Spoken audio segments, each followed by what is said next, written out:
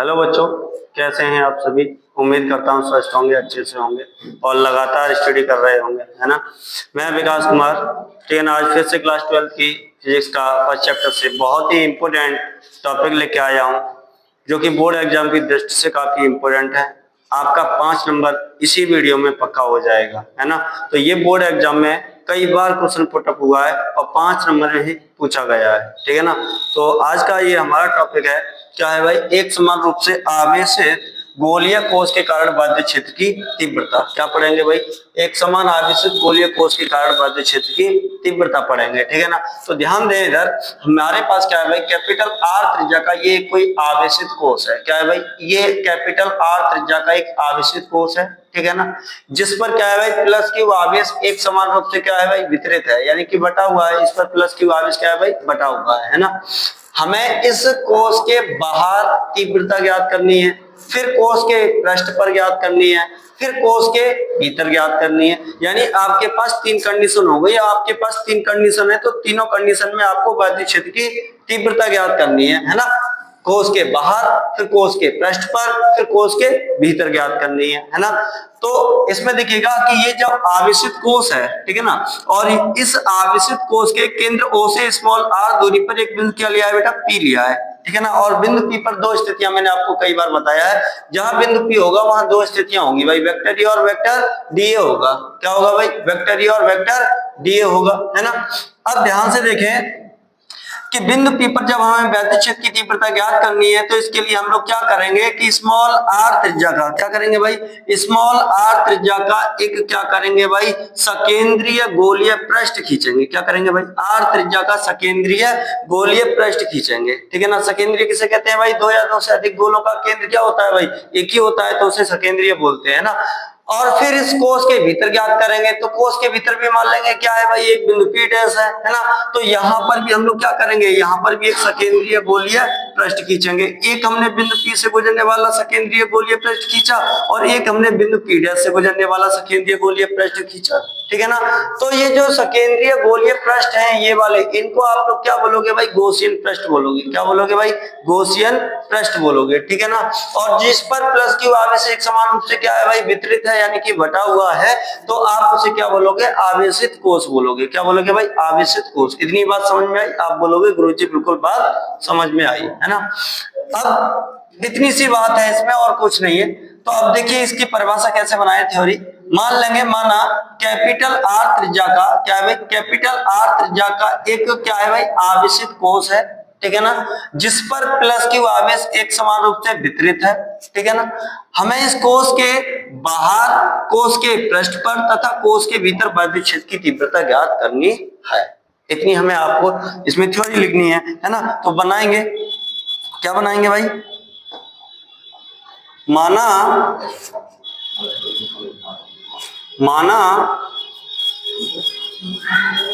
Capital R त्रिज्या का, माना कैपिटल आर त्रिज्या का एक आवेशित कोष है। क्या है भाई, आवेशित कोष है। माना कैपिटल आर त्रिज्या का एक आवेशित कोष है, जिस पर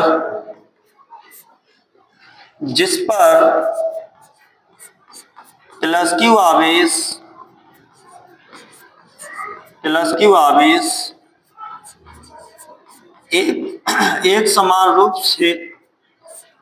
एक समान रूप से वितरित है, एक समान रूप से वितरित है, ठीक है ना। क्या है भाई, माना कैपिटल आर त्रिज्या का एक क्या है भाई, आवेशित कोष है, ठीक है ना, जिस पर प्लस क्यू आवेश एक समान रूप से क्या है भाई, वितरित है, यानी कि बटा हुआ है ना। हमें क्या है भाई, वितरित है। हमें इस कोष के बाहर, कोष के पृष्ठ पर तथा कोष के भीतर बाध्य क्षेत्र की तीव्रता ज्ञात करनी है। हमें कोष के बाहर, कोष के भीतर पहले कोष के पृष्ठ पर चलेंगे, ठीक है ना, कोष के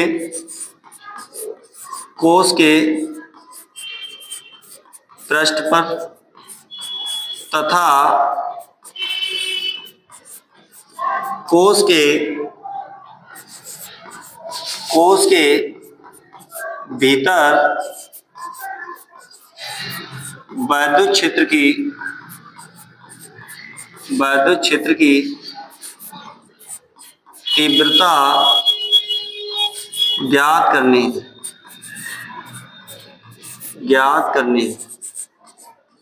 इतनी बात समझ में आई? आप बोलोगे गुरुजी बिल्कुल बात समझ में आई, है ना।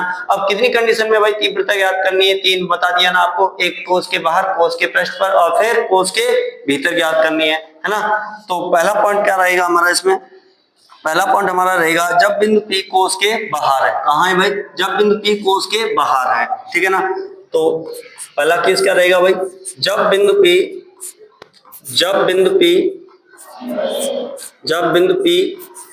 कोष के बाहर है। क्या है भाई? कोष के बाहर है ना।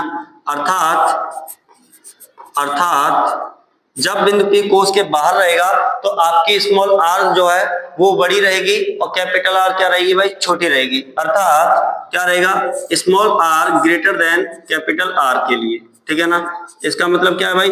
बिंदु P जो है वो कोष के क्या है भाई? बाहर है। कोष के कहाँ है भाई? बाहर है ना। तो बिंदु P पर जब कोष के बाहर है तो बिंदु P पर वैद्युत क्षेत्र की तीव्रता ज्ञात करने के लिए क्या करेंगे भाई? है ना, क्या करेंगे? पृष्ठ खींचेंगे। क्या करेंगे भाई? एक पृष्ठ खींचेंगे, जिसे नाम क्या दे दिया है भाई? गॉसियन पृष्ठ। क्या बोल दिया है भाई? गॉसियन पृष्ठ, है ना। क्या बोला है? गॉसियन पृष्ठ, है ना। तो यहां से देखें क्या करेंगे। माना कि स्मॉल r मीटर की दूरी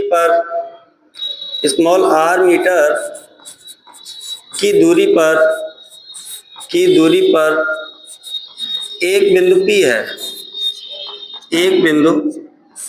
P है, जहां हमें वैद्युत क्षेत्र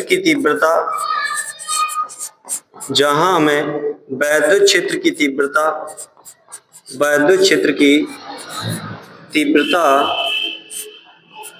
ज्ञात करनी है। क्या करेंगे भाई? है ना, क्या करेंगे भाई? यानी कि स्मॉल r दूरी पर क्या है भाई? कोष से स्मॉल r दूरी पर क्या है भाई? एक बिंदु P है, जहां पर हमें क्या करना है भाई? वैद्युत क्षेत्र की तीव्रता ज्ञात करनी है ना। बिंदु P पर वैद्युत क्षेत्र की तीव्रता ज्ञात करने के लिए क्या करेंगे भाई? स्मॉल r त्रिज्या का एक क्या करेंगे भाई? सकेंद्रीय गोलीय पृष्ठ खींचेंगे। क्या करेंगे भाई? सकेंद्रीय गोलीय पृष्ठ खींचेंगे, जिसे हम लोग क्या कहते हैं भाई? गॉसियन पृष्ठ कहते हैं, है ना। अब क्या करेंगे भाई? अब बिंदु P से गुजरता हुआ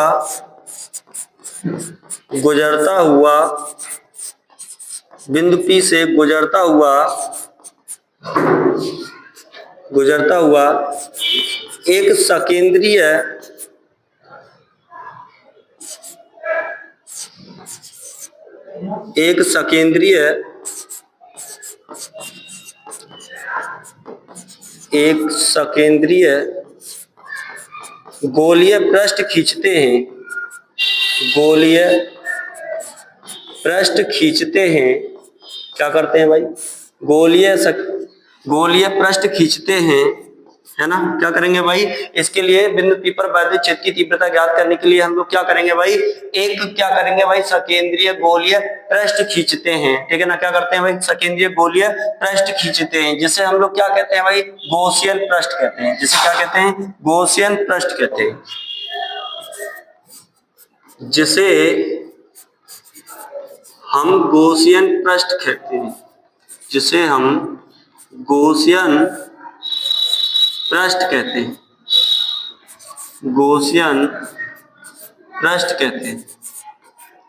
ठीक है ना।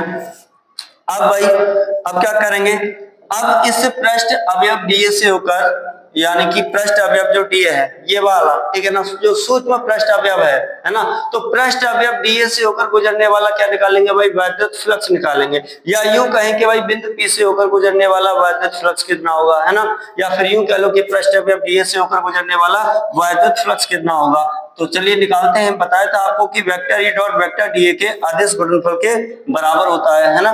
तो अतः पृष्ठ अवयव डीए से होकर गुजरने वाला वैद्युत फ्लक्स क्या है भाई, वैद्युत फ्लक्स, ठीक है ना, कितना है भाई। तो पृष्ठ अवयव डीए से होकर गुजरने वाला भाई वैद्युत फ्लक्स मैंने कई बार बताया आपको, vector E dot vector DA के अदिश गुणनफल के बराबर होता है। अर्थात क्या बनेगा, पृष्ठ अवयव डीए से गुजरने वाला वैद्युत फ्लक्स डी फाई सफिक्स सी कितना बनेगा भाई, vector E dot vector DA के अदिश गुणनफल के बराबर, है ना। अब मैंने आपको एक फॉर्मूला कई बार भी बताया है कि भाई vector A dot vector B बराबर क्या होता है भाई, ए बी कॉस थीटा होता है। कितना होता है भाई, ए बी कॉस थीटा, है ना, ये फॉर्मूला होता है ए बी कॉस थीटा। अब ध्यान से देखें तो एक की जगह यहाँ ए है, बी की जगह यहाँ डी है। जब इस फॉर्मूले का प्रयोग करके आप इसे ओपन करोगे तो आपके पास क्या बनेगा, ये डी फाई सफिक्स ई बराबर क्या बनेगा भाई, डी फाई सफिक्स ई बराबर E D A cos theta. क्या बनेगा भाई, E D A cos theta. कितना बनेगा भाई, E D A cos theta. बात समझ में आई? आप बोलोगे गुरुजी बिल्कुल बात समझ में आई। अब इस थीटा का मान कितना लेना है भाई, ये भी मैंने आपको पहले ही बता रखा है पिछली वीडियो में, है ना। थीटा का मान कितना आएगा भाई, थीटा का मान आएगा 0 अंश। थीटा का मान कितना आएगा भाई, 0 अंश।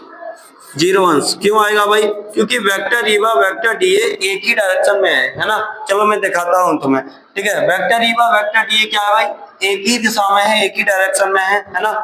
तो इनके बीच में जो एंगल बनता है थीटा, उसका मान कितना होता है भाई, 0 अंश होता है। कितना होता है, 0 अंश, ठीक है ना।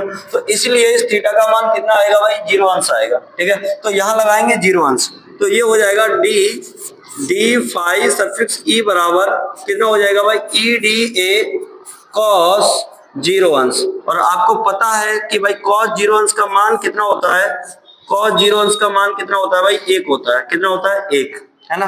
अब ये जब cos 0 अंश का मान 1 होता है तो कितना बचेगा यहाँ, ईडीए। कितना बचेगा भाई, ईडीए, है ना। चलो आगे बढ़ते हैं, कितना बचेगा भाई, ईडीए। तो ये बचेगा डी फाई सफिक्स ई बराबर ई डी ए। कितना बचेगा भाई, ई डी ए। इसको मान लेते हैं समीकरण नंबर फर्स्ट। ये कितने से निकल के आया बेटा फ्लक्स, ये निकल के आया है सूक्ष्म अवयव यानी जो पृष्ठ अवयव था डीए, है ना, जो बिंदु पी पर, है ना, ये वाला, ये इतना जो पृष्ठ आपको दिख रहा है, इस पृष्ठ से होकर निकलने वाला क्या है, वैद्युत फ्लक्स आया।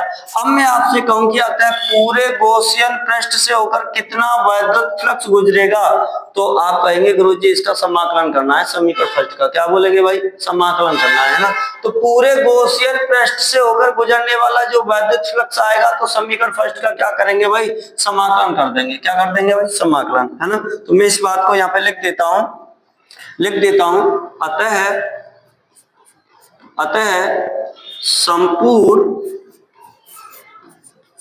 अतः संपूर्ण गॉसियन पृष्ठ से, अतः संपूर्ण गॉसियन पृष्ठ से होकर गुजरने वाला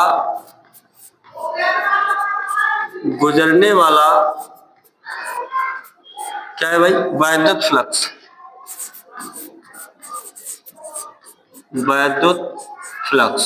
है ना।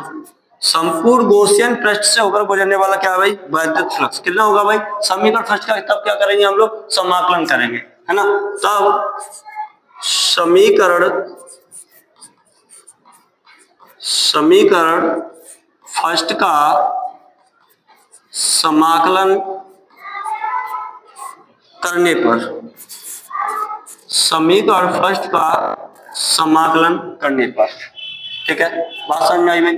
इसका समाकलन करेंगे तो लगा लीजिए, सजा लीजिए, इसका समाकलन ये हो जाएगा, समाकलन का चिन्ह है ये डी फाई सफिक्स सी, डी फाई सफिक्स सी बराबर, इसका समाकलन करेंगे तो ये इसका समाकलन कितना हो जाएगा भाई, ई डी ए, कितना हो जाएगा भाई, ई डी ए, है ना।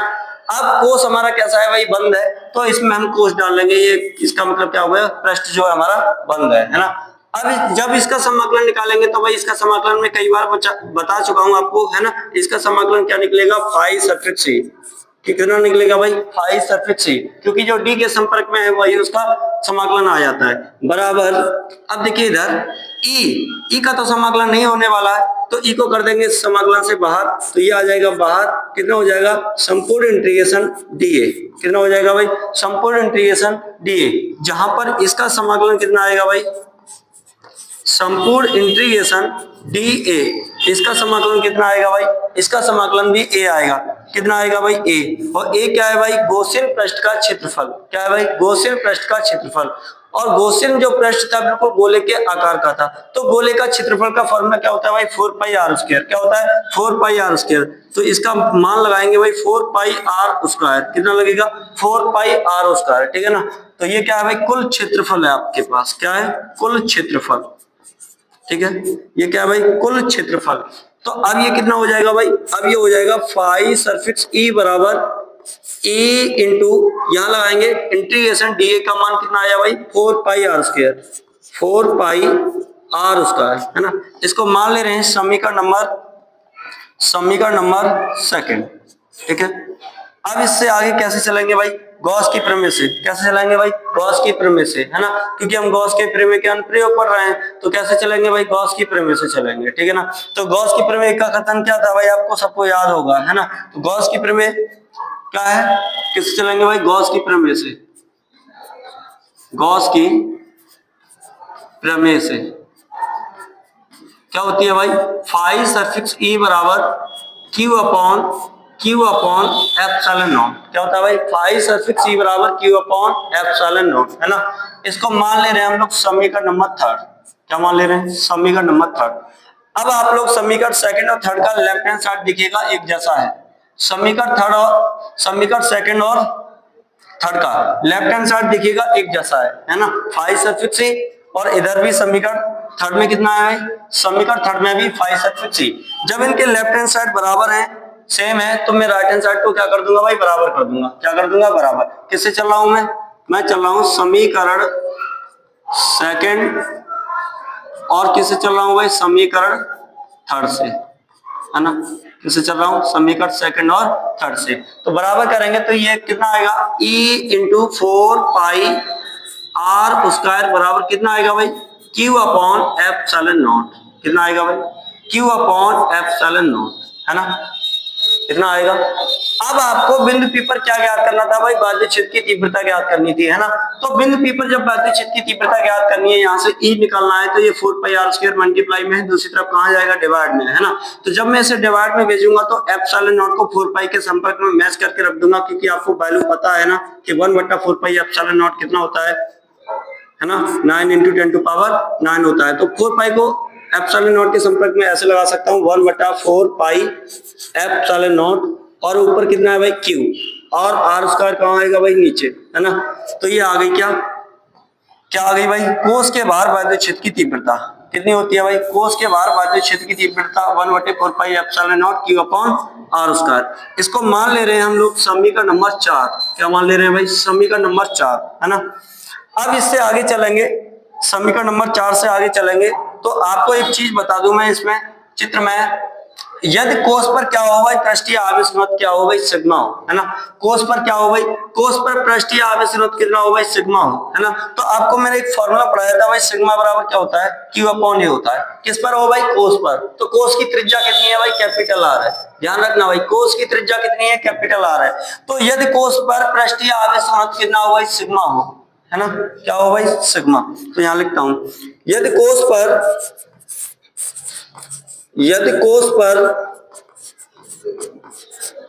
पृष्ठीय आवेश घनत्व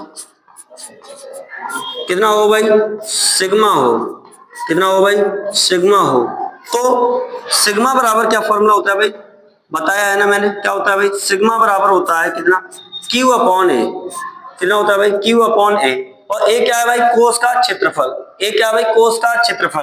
तो कोस का क्षेत्रफल, और कोस किस टाइप में था भाई, गोले के आकार में, किस टाइप में था भाई, गोले के आकार में। तो गोले का क्षेत्रफल का फॉर्मूला क्या होता है भाई, 4 पाई आर स्क्वायर, क्या होता है 4 पाई आर स्क्वायर, है ना। तो ये हो जाएगा अपने पास Q अपॉन में 4 पाई आर स्क्वायर। आर कौन सा आएगा भाई, आपके पास दो आर थे, है ना, एक स्मॉल आर और एक कैपिटल आर। तो कोस वाला आर आएगा, और कोस की जो त्रिज्या थी वो मैंने कैपिटल आर मान रखी थी, तो यहाँ पर कौन सा आर आएगा भाई, कैपिटल आर, यानी कि सिग्मा बराबर क्या हो जाएगा भाई, Q upon 4 pi are square. अगर मैं यहाँ से Q का मान निकालूं तो भाई 4 पाई आर स्क्वायर कहाँ जाएगा, सिग्मा में मल्टीप्लाई हो जाएगा, कहाँ जाएगा भाई, सिग्मा में मल्टीप्लाई हो जाएगा, है ना।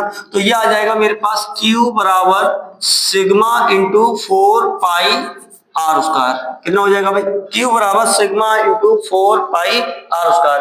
अब इस Q का मान उठा करके आपको कहाँ लगाना है भाई, समीकरण नंबर 4 में। कहाँ लगाना है भाई, Q का मान उठा करके समीकरण नंबर किस में लगाना है भाई, 4 में, ठीक है। किससे चला, समीकरण 4 से, किससे चलेंगे भाई, समीकरण 4 से, है ना। तो ये आ जाएगा अपने पास क्या, E बराबर 1/4 पाई एप्सिलॉन नॉट और Q अपॉन आर स्क्वायर। तो Q का मान कितना लगाना है भाई, sigma into 4 pi are square upon में क्या है भाई, स्मॉल आर स्क्वायर, है ना, इतना हो जाएगा। इसके अलावा आप देखो इसमें कुछ कट रहा है ना, क्या कट रहा है भाई, 4 पाई से 4 पाई कैंसिल हो रहा है, क्या हो रहा है भाई, 4 पाई से 4 पाई कैंसिल, कट जाएगा, है ना। तो ले 4 पाई से ये 4 पाई कैंसिल, कितना बचेगा भाई, sigma upon epsilon not, sigma upon epsilon naught capital R square upon में स्मॉल आर स्क्वायर, है ना। तो कोस के बाहर वैद्युत क्षेत्र की तीव्रता कितनी होगी भाई, कोस के बाहर वैद्युत क्षेत्र की तीव्रता कितनी होगी भाई, E बराबर सिग्मा अपॉन एप्सिलॉन नॉट, कितना हो गया भाई, sigma upon epsilon naught capital R square upon R square. कहां पर है ये भाई, कहां पर है ये भाई, बिंदु P के बाहर, कोस के बाहर यानी बिंदु P पर, small r greater than capital R के लिए, है ना। जब बिंदु P कहां है भाई, कोस के बाहर, है ना। ये आ गई कोस के बाहर वैद्युत क्षेत्र की तीव्रता। अब मैंने आपको बताया था कि हमें कोस के पृष्ठ पर भी वैद्युत क्षेत्र की तीव्रता ज्ञात करनी है। कहां पर करना है भाई, कोस के पृष्ठ पर, है ना। देखें ध्यान से, मैंने 3 कंडीशन बताई थी आपको, कोस के बाहर वैद्युत क्षेत्र की तीव्रता ज्ञात करनी है, फिर कोस के पृष्ठ पर ज्ञात करनी है, फिर कोस के भीतर ज्ञात करनी है ना। तो देखें अगर ये बिंदु P क्या है भाई, कोस के पृष्ठ पर आ जाएगा, तो ये जो स्मॉल दूरी है r और ये जो कैपिटल दूरी r है, यानी कोस वाली दूरी और जो गॉसियन पृष्ठ वाली दूरी है वो आपस में क्या हो जाएगी बेटा, बराबर हो जाएगी। क्या हो जाएगी भाई, बराबर, है ना। स्मॉल r किसके बराबर हो जाएगा भाई, कैपिटल R के बराबर। कब होगा भाई, जब ये बिंदु P यहां से उठ करके कहां आ जाएगा, पृष्ठ पर आ जाएगा। कहां आ जाएगा भाई, पृष्ठ पर, है ना। तो सेकंड क्या है इसमें, सेकंड केस क्या है भाई, जब बिंदु P कोस के ठीक पृष्ठ पर है, कहां है भाई, सेकंड वाला, जब बिंदु P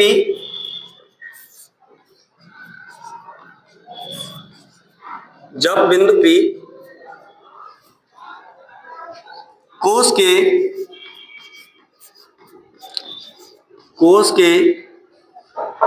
ठीक पृष्ठ पर है, ठीक पृष्ठ पर है, जब बिंदु P कोस के ठीक पृष्ठ पर है ना। तो स्मॉल r अर्थात क्या बनेगा, क्या बनेगा भाई, अर्थात स्मॉल r जो दूरी है, स्मॉल r जो दूरी है वो कैपिटल R के बराबर, किसके बराबर भाई, कैपिटल R के बराबर, किसके बराबर भाई, कैपिटल R के बराबर, है ना। अब देखें क्या फॉर्मूला निकल के आया था भाई, क्या निकल के आया था फॉर्मूला, इधर देखें ध्यान से, फॉर्मूला आपके पास निकल के आया था E बराबर sigma upon epsilon naught capital R square upon small r square, है ना। और ये किससे निकला था, ये निकला था वैद्युत क्षेत्र की तीव्रता यहाँ पर जो निकल के आई थी 1/4 pi epsilon not Q upon R square, यानी समीकरण 4 से बना था हमारा क्या, समीकरण 5, है ना। इसको मान ले रहे हैं क्या, समीकरण 5, है ना। तो समीकरण 4 से क्या बना था भाई, समीकरण 5 बना था। तो मैं किससे चलूंगा भाई, समीकरण 4 और 5 दोनों से चलूंगा। किससे चलूंगा भाई, समीकरण 4 और 5 दोनों से, ठीक है ना, समीकरण 4 और 5 दोनों से। तो चलता हूं समीकरण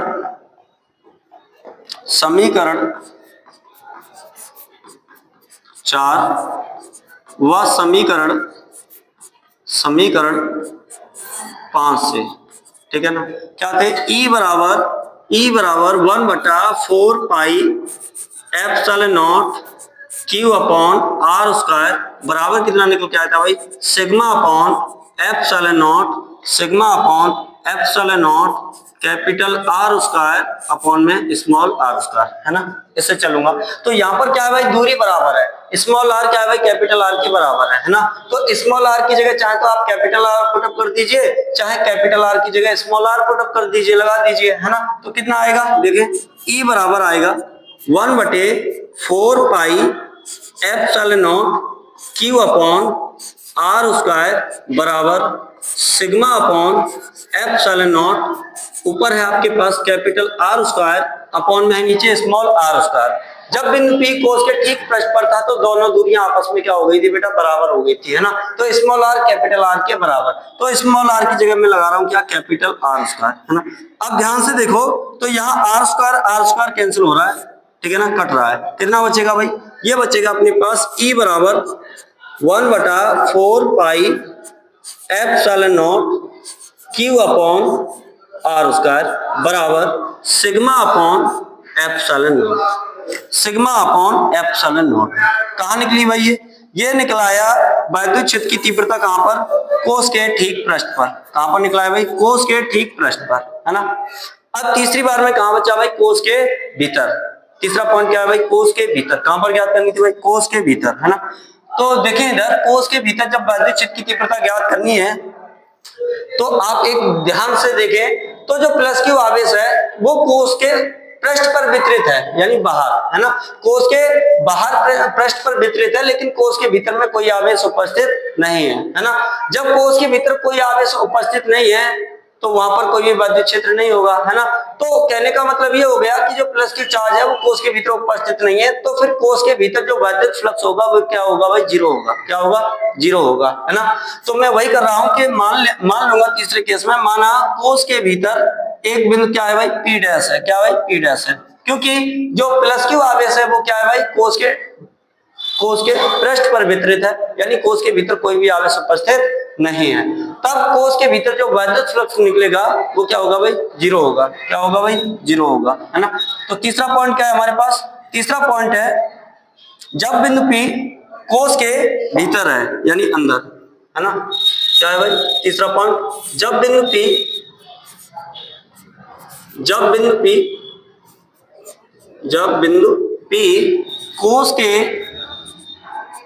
कोस के भीतर है यानी कि अंदर लिख देता हूं, क्या है भाई, अंदर, जब बिंदु P कोस के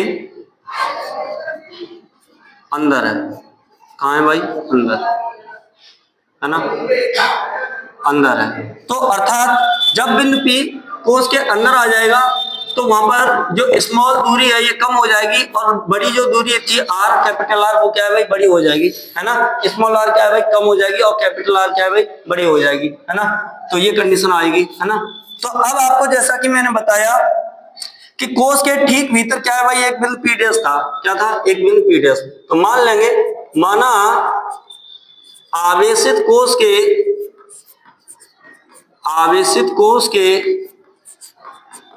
भीतर एक बिंदु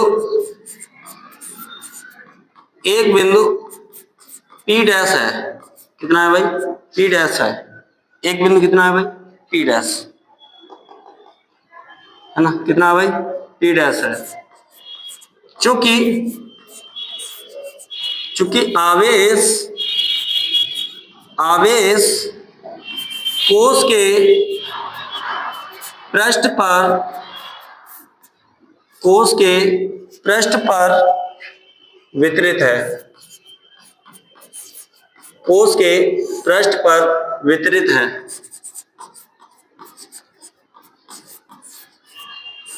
हो गया, वितरित है, क्योंकि कोस के भीतर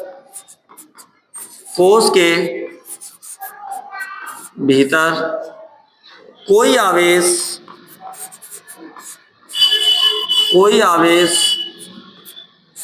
नहीं है, कोष के भीतर कोई आवेश नहीं है, तब कोष से गुजरने वाला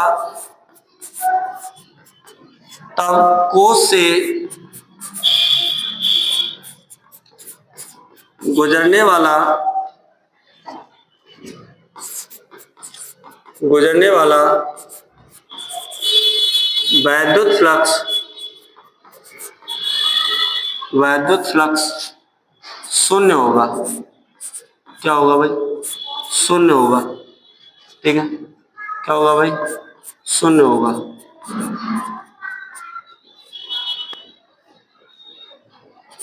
क्या होगा भाई? शून्य होगा।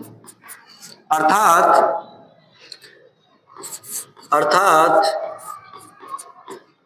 क्या है? फाई सफिक्स ई बराबर कितना था भाई? Integration E D A cos theta था भाई। थीटा का मान 0 अंश आता है तो कॉस 0 अंश का मान 1 हो जाता है। कितना बचेगा भाई? Integration E D. कितना बचेगा? Integration E D. अब ई को करते हैं इंटीग्रेशन से बाहर, तो ये आ जाएगा फाई सफिक्स ई बराबर कितना आ जाएगा भाई? ई इंटू संपूर्ण इंटीग्रेशन डी ए। कितना आ जाएगा भाई? संपूर्ण इंटीग्रेशन डी ए, है ना। जैसे कि मैंने बताया कि आवेश जो है कोष के पृष्ठ पर वितरित है, लेकिन कोष के भीतर कोई आवेश नहीं है, तब कोष से गुजरने वाला वैद्युत फ्लक्स क्या होगा भाई? 0 होगा। क्या होगा भाई? 0। अर्थात फाई सफिक्स ई बराबर कितना होगा भाई? 0 होगा। कितना होगा भाई? 0, है ना। देखो इधर कितना होगा भाई? 0 होगा। तो यहाँ कितना लगेगा? फाई सफिक्स ई का मान 0 लगेगा, तो ये हो जाएगा 0 बराबर ई इंटीग्रेशन संपूर्ण इंटीग्रेशन डी ए। कितना आएगा? संपूर्ण इंटीग्रेशन डी ए, है ना। यहां से अगर हम लोग संपूर्ण इंटीग्रेशन डी ए का फॉर्मूला निकालें, यानी कि इसका समाकलन करेंगे, तो इसका समाकलन संपूर्ण इंटीग्रेशन डी ए बराबर आएगा ए, और ए क्या है भाई? गॉसियन पृष्ठ का कुल क्षेत्रफल। और गॉसियन पृष्ठ किस आकार में है भाई? गोले के आकार में, है ना। तो इसका कितना आ जाएगा भाई? इसका टोटल आएगा 4 पाई आर स्क्वायर। कितना आएगा भाई? 4 पाई आर स्क्वायर, है ना। तो इस जगह कितना लगाएंगे भाई? 4 पाई आर स्क्वायर। तो ये हो जाएगा 0 बराबर ए इंटू 4 पाई आर स्क्वायर, है ना। और जब हम यहां से बाध्य क्षेत्र की तीव्रता E निकालेंगे, तो ये 4 पाई आर स्क्वायर मल्टीप्लाई में दूसरी तरफ जाएगा डिवाइड में, और जब दूसरी तरफ डिवाइड में जाएगा तो ऊपर 0 है और नीचे क्या आ जाएगा भाई? 4 पाई आर स्क्वायर, यानी 0/4 पाई आर स्क्वायर क्या हो जाएगा? हमारे पास 0 हो जाएगा। क्या हो जाएगा भाई? 0। अर्थात E बराबर क्या आ जाएगा भाई? 0 आ जाएगा, है ना। तो इसका मतलब क्या हुआ भाई? इसका मतलब ये हुआ कि वैद्युत क्षेत्र जो होता है कोष के भीतर, ठीक है ना, वो क्या होता है भाई? 0 होता है ना। सभी बिंदुओं पर कोष के भीतर क्या वैद्युत क्षेत्र 0 होता है, यानी कि शून्य होता है ना। तो कोष के भीतर कोई आवेश ना होने के कारण, है ना, कोष के भीतर कोई भी आवेश ना होने के कारण वैद्युत क्षेत्र वहां पर क्या होता है भाई? सभी बिंदुओं पर 0 होता है। बात समझ में आई? आप बोलोगे गुरुजी बिल्कुल बात समझ में आई। अतः स्पष्ट है कि क्या लिखेंगे भाई? अतः स्पष्ट है कि कोष के भीतर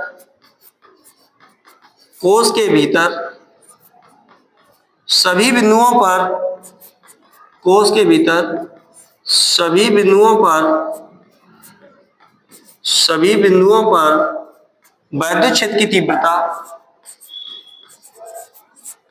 वैद्युत क्षेत्र की तीव्रता शून्य होती है। क्या होती है भाई? शून्य होती है। वैद्युत क्षेत्र की तीव्रता शून्य होती है। क्या होती है भाई? शून्य। ठीक है ना। क्या होती है भाई? शून्य होती है।